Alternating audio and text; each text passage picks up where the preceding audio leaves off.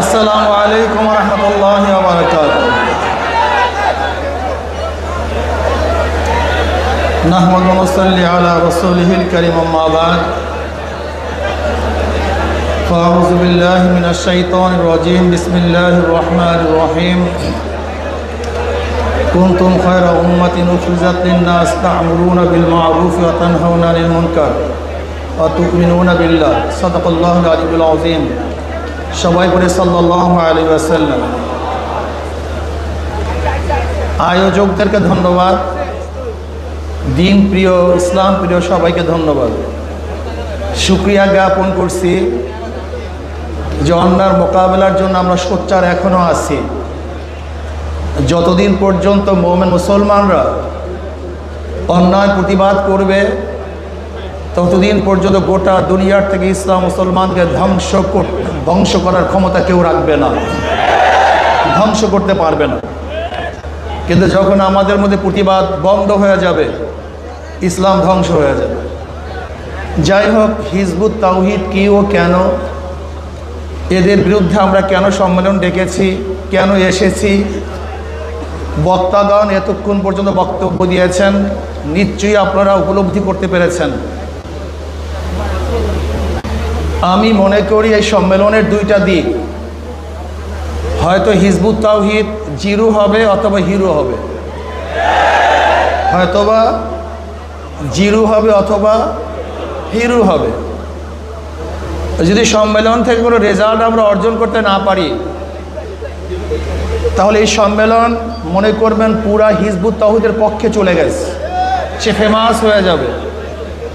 আন্তর্জাতিক ইসলামের দুশ্মনেরা তাকে লুপে নিবে, তাকে ইসলামের বিরুদ্ধে কাজে লাগাবে, ইসলামের বিরুদ্ধে যত প্রকার ষড়যন্ত্র আছে তার মাধ্যমে করাবে।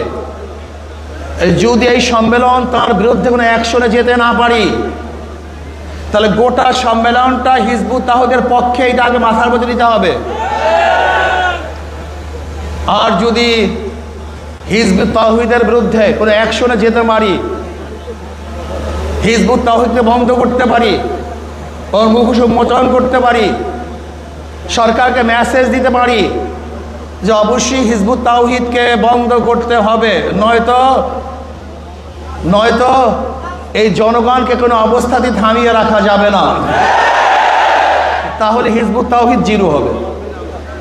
আমি মনে করি আমাদের ওলামায়ে কেরামরা বাতিলের বিরুদ্ধে বারবার আন্দোলন করেছে,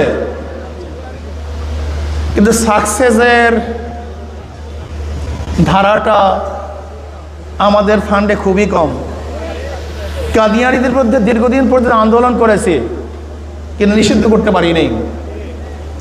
বাতিলদের বিরুদ্ধে বিভিন্ন সময় আন্দোলন করেছি, কিন্তু এখনো বন্ধ করতে পারি নাই। কবর পূজারী, মাজার পূজারীদের বিরুদ্ধে হাজার আন্দোলন করেছি, কিন্তু এখনো বন্ধ। এর কারণটা কি একদিন চিন্তা করেছেন?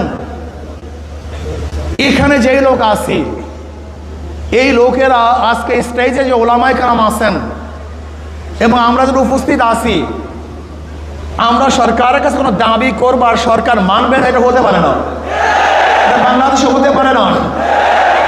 তার মানে আমরা দাবি উপস্থাপন করতে পারি না, দাবি আদায় করতে পারি না। এই জন্য সরকার আমাদের কথাকে গ্রহণ করেন না, গুরুত্ব দেন না।